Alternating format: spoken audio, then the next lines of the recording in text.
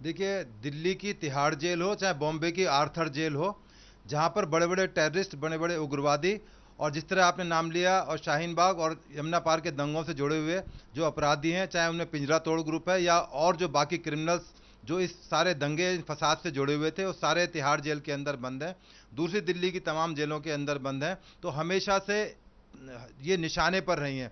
आपको याद होगा बॉम्बे की आर्थर जेल, जहां पर बड़े बड़े टेररिस्ट को रखा गया, दाऊद के साथियों को रखा जाता था, वो हमेशा टारगेट पर रहती थी। किस तरह से क्रिमिनल्स को छुड़ाया जाए, किस तरह से जेल के अंदर अव्यवस्था की जाए, क्रिमिनल्स को भागने का मौका दिया जाए, जेल को तोड़ने के लिए उनको तरकीब इस्तेमाल करती रही। इवन पुलिस का जो वहाँ पर स्टाफ जो तिहाड़ जेल का या दूसरी जेलों का मौजूद है, उनको भी मिक्सअप होने की काफ़ी केसेस सामने आए हैं। अभी फिलहाल जो ताज़ा मामला है उसके अंदर जिस तरह से ये अलर्ट आया है आईएसआई के बारे में, अब तो पूरी दुनिया में जग जाहिर हो गया है कि आईएसआई किस तरह ऑपरेट करती है। आईएसआई केवल वहाँ इंटेलिजेंस नहीं कलेक्ट करती, बल्कि वहाँ पर शासन व्यवस्था के ऊपर कंट्रोल करती है। और वहाँ के जो प्राइम मिनिस्टर, प्रेसिडेंट हैं भी, वो भी उनके टारगेट पर होते हैं, बल्कि उस सिस्टम को वो ही चलाते हैं। राजनीतिक सिस्टम में उनकी बड़ी दखलंदाजी होती है। वो डिसाइड करते हैं कि आर्मी को क्या करना है और हमारे नेताओं से क्या काम लिया जाना है। तो अब वो चूंकि अपने मकसद में फेल हो चुके हैं, दिल्ली पुलिस ने जो चार्जशीट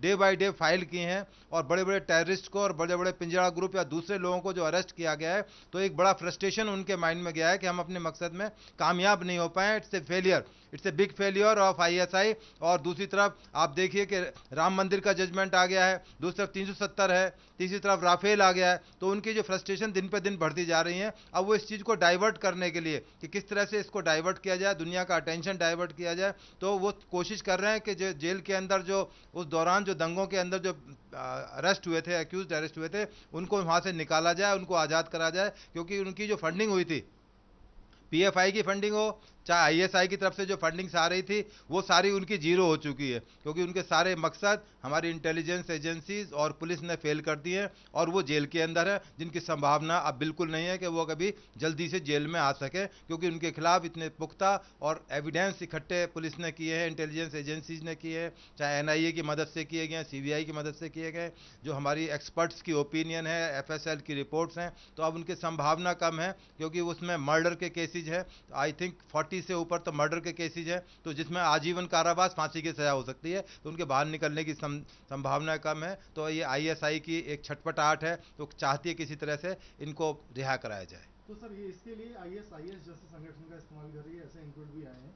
और ये रेडिकलाइज जो कर रहे हैं, पहले भी सेल ने कुछ ग्रुप अरेस्ट किए जो उनसे रेडिकलाइज थे, प्रभावित थे आईएसआईएस से। तो आईएसआईएस का कोई वजूद तो अभी बताते हैं कि इंडिया में नहीं है, लेकिन उससे प्रभावित लोगों की संख्या काफ़ी है। हाँ बिल्कुल, एक ये आइडियोलॉजी जो आईएसआईएस कर रहा है, चाहे उसने यूरोप के अंदर किया हो, चाहे मिडिल ईस्ट कंट्रीज में किया हो, उसका टारगेट इंडिया भी रही है। क्योंकि यहाँ दो कम्युनिटी मेजर हैं, हिंदू और मुस्लिम, जो उनके वो चाहते हैं किसी तरह से यहाँ भी जिस तरह से वो अपने मकसद में कामयाब हुए हैं, यूरोप में कामयाब हुए हैं, टर्की इजिप्ट के अंदर कामयाब हुए हैं, वो रेडिकलाइज करना चाहते हैं इंडिया के अंदर, मुस्लिम्स को एक अलग धारा में ले आना चाहते हैं। पर उनके जो इरादे हैं वो कभी भी कामयाब नहीं हो पाएंगे। क्योंकि बहुत गवर्नमेंट ऑफ इंडिया की एजेंसीज की, जो इंटेलिजेंस एजेंसीज है, उनकी बहुत भारी निगाह उनके ऊपर है, उनके हर सूत्र की जानकारी रखते हैं। और ये जो इनपुट आया है, ये बिल्कुल करेक्ट इनपुट है। इस तरह का आपको याद होगा जब खालिस्तान कमांडो फोर्स या दूसरे जो टेररिस्ट जब सिख दौर के अंदर था, उस तरह के इस तरह बहुत इनपुट आते हैं कि जेलों से उन उग्रवादियों को छुड़ा लिया जाएगा। और कोशिश भी की गई कई जेलों के अंदर, पंजाब में कई बार जेलों के ऊपर अटैक हुए, ब्रेक हुए, जेल ब्रेक हो गए। तो ये इस तरह की संभावना है, पर ये अपने मकसद में कामयाब नहीं हो पाएंगे।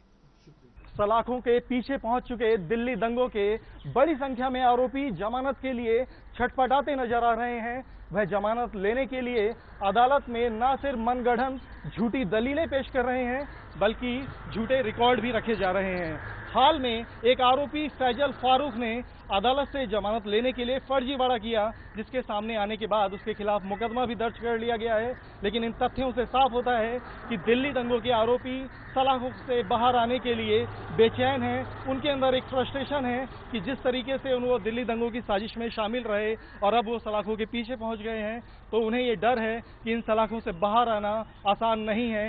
यही वजह है कि ऐसे में जब आईएसआईएस का यह अलर्ट आया है, कि आतंकी हमला जेलों के ऊपर हो सकता है। इस तरह के तत्वों को छुड़ाने के लिए तो उसको सुरक्षा एजेंसियां गंभीरता से ले रही हैं, क्योंकि इससे पहले भी ऐसे अलर्ट आए तो दिल्ली की जेलों की सुरक्षा बढ़ा दी गई। और अब जब इस मामले में, दिल्ली दंगों के मामले में 200 से ज़्यादा चार्जशीट दाखिल की जा चुकी हैं, क्राइम ब्रांच की इन्वेस्टिगेशन अहम पड़ाव पर पहुंच चुकी है। ऐसे में जेलों पे आतंकी हमला करके आरोपियों को छुड़ाने का इनपुट सुरक्षा एजेंसियां बेहद गंभीरता से ले रही हैं। इंटेलिजेंस ब्यूरो के सूत्रों के मुताबिक पाकिस्तानी एजेंसी आईएसआई के इशारे पर आईएसआईएस ऐसा प्रोपेगेंडा भारत के खिलाफ लगातार चला रहा है। वह अपने समर्थकों को भारतीय जेलों, खासकर दिल्ली और अन्य महानगरों की जेलों पर हमला करने के लिए उकसाता रहा है, क्योंकि अब 15 अगस्त नजदीक है, इसलिए जेलों की सुरक्षा व्यवस्था और कड़ी की जा चुकी है और राजधानी में आईएसआईएस के समर्थक जो युवा हो सकते हैं, उनके ऊपर नजर भी रखी जा रही है। वीडियो जर्नलिस्ट संदीप के साथ अवनीश चौधरी, न्यूज नेशन दिल्ली।